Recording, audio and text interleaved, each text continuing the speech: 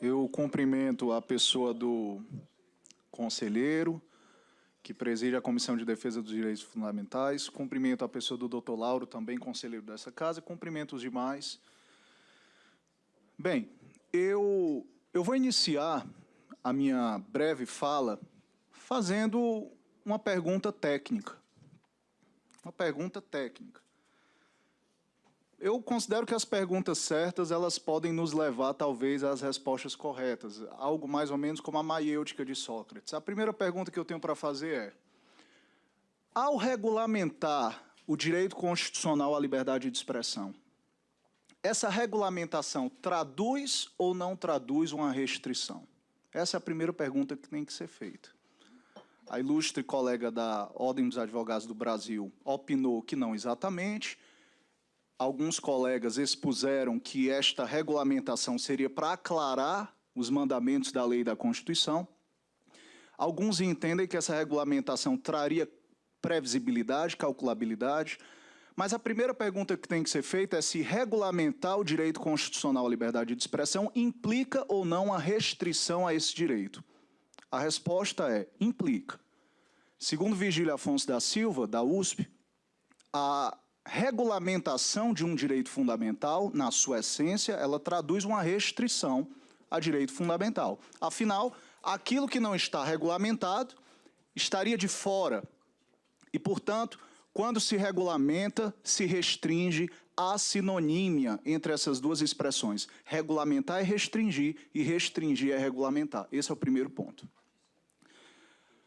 O segundo ponto, que decorre do primeiro, é se é possível, sabendo-se que regulamentar é restringir, se é possível restringir um direito constitucional mediante ato administrativo que emana deste eminente, deste colendo sodalício. Essa segunda pergunta é interessante porque, como disse o colega que representa a magistratura, há quem diga que a liberdade de expressão só pode ser restringida pelos limites da própria Constituição. Os limites imanentes, o Barroso, Luiz Roberto Barroso. Então, por exemplo, quando a Constituição limita a liberdade de expressão, proibindo o anonimato no inciso 4 do artigo 5º, ou proibindo, ou protegendo a privacidade, a intimidade, todos esses aspectos, direitos da personalidade, seriam restrições que ninguém questiona.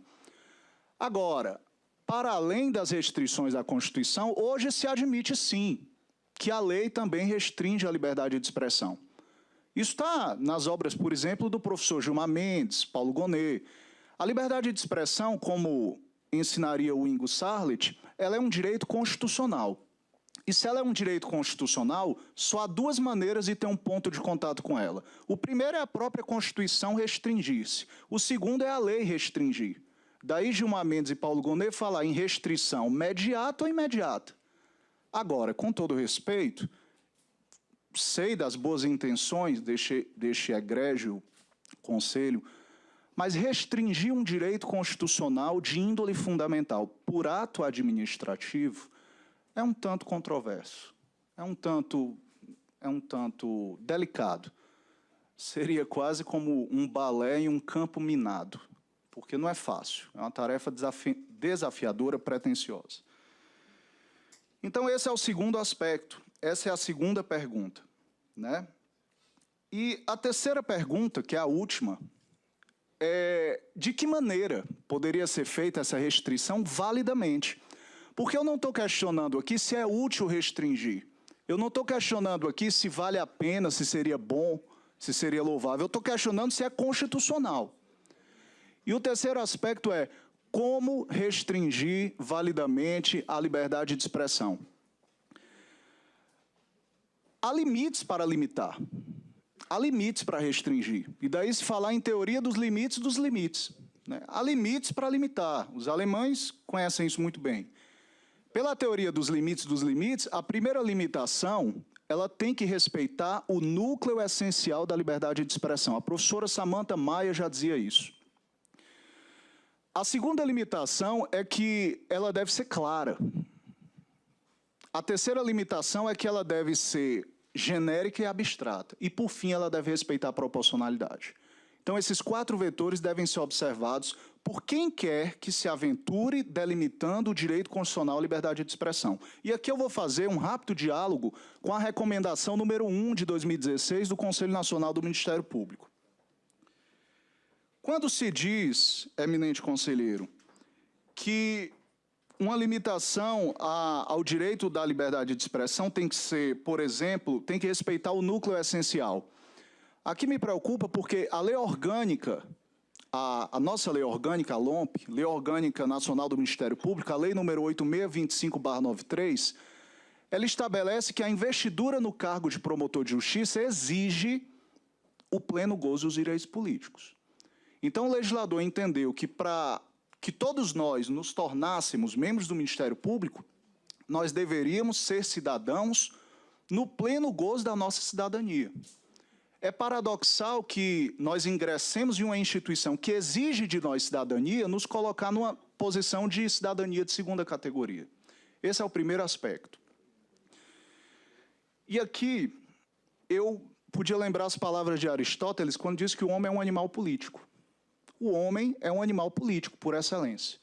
E ele diz que só não é um animal político quem é uma divindade, que não consegue viver em sociedade, ou é tão vil que não vive em sociedade. E o promotor é um ser humano.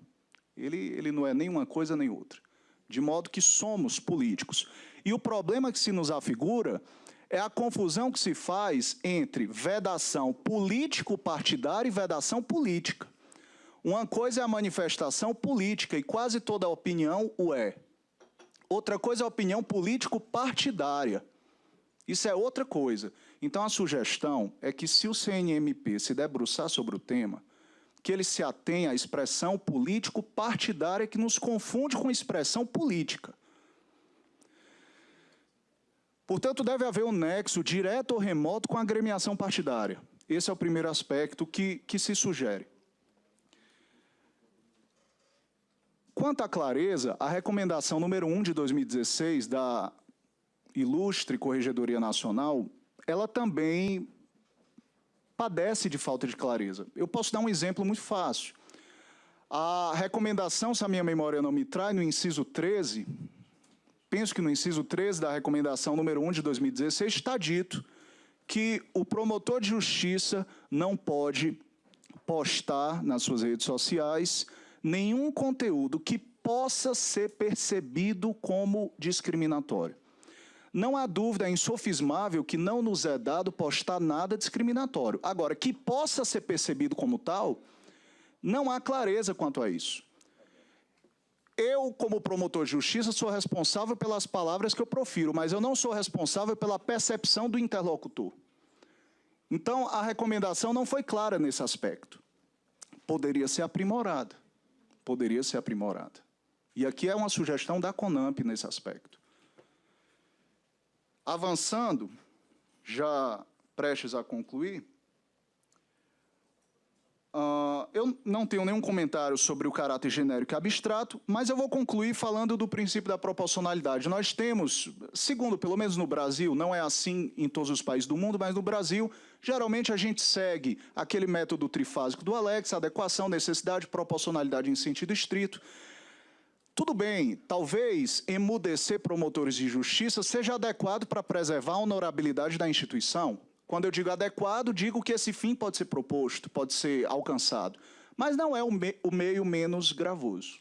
Não é o menor sacrifício para alcançar esse fim. O colega, por exemplo, falou que as corregedorias estaduais poderiam inibir esse movimento de ascensão que traz casos desse tipo a este sodalício. Então, as corregedorias estaduais poderiam, impondo-se um sacrifício muito menor à liberdade de expressão, exercer um controle mais criterioso quanto a esses aspectos que têm chegado até aqui. Eu entendo que esses casos tão recorrentes aqui são muito mais fruto da falta de freios inibitórios do que de norma. Porque, ao contrário do que disse a ilustre colega, com a devida vênia, não se permite que se xingue alguém no Brasil. É crime de calúnia. É crime de injúria, é crime de difamação. Então, a norma penal ela já existe. Por que o ato administrativo é mais dissuasório do que a norma penal? Será que o problema não é a falta de freio inibitório, a falta de bom senso, e não a falta de norma que intimide a conduta? Então, o Ministério Público não, a CONAMP entende que o segundo elemento do princípio da proporcionalidade, que é a necessidade, ele não se verifica. Porque esse sacrifício, ele é desnecessário. Nós estaríamos emudecendo mais de 16 mil promotores e procuradores para alcançar um fim colimado, que é louvável. Entendemos que o CNMP está com as melhores intenções, o CNMP está de parabéns de franquear a voz e a vez, pluralizando o debate, a sociedade civil e as entidades representativas, mas me parece que os fins, nesse caso, não justificariam os meios. Então, eu concluo dizendo, não vou nem analisar o terceiro elemento da proporcionalidade, porque eles são prejudiciais, mas eu concluo dizendo que a liberdade de expressão não é absoluta. A Suprema Corte tinha um justice chamado Oliver Holmes, que talvez tenha sido o maior defensor da liberdade de expressão no mundo. O nosso Oliver Holmes aqui se chama Carlos Aires Brito, e talvez Carmen Lúcia. Mas nem ele entendia que a liberdade de expressão era absoluta. Nem ele. Ele dizia, olha, ninguém vai defender a possibilidade de gritar fogo alarmando falsamente um incêndio. Nem ele, que defende a liberdade de expressão, defende uma liberdade de expressão absoluta. Não é absoluta. A questão que se nos afigura é de que maneira relativizá-la. E certamente um ato administrativo não é a melhor. A recomendação número 1 de 2016 não foi, com o devido respeito, uma estreia exitosa, pelo que a CONAMP sugere, inclusive, a sua revogação. Muito obrigado.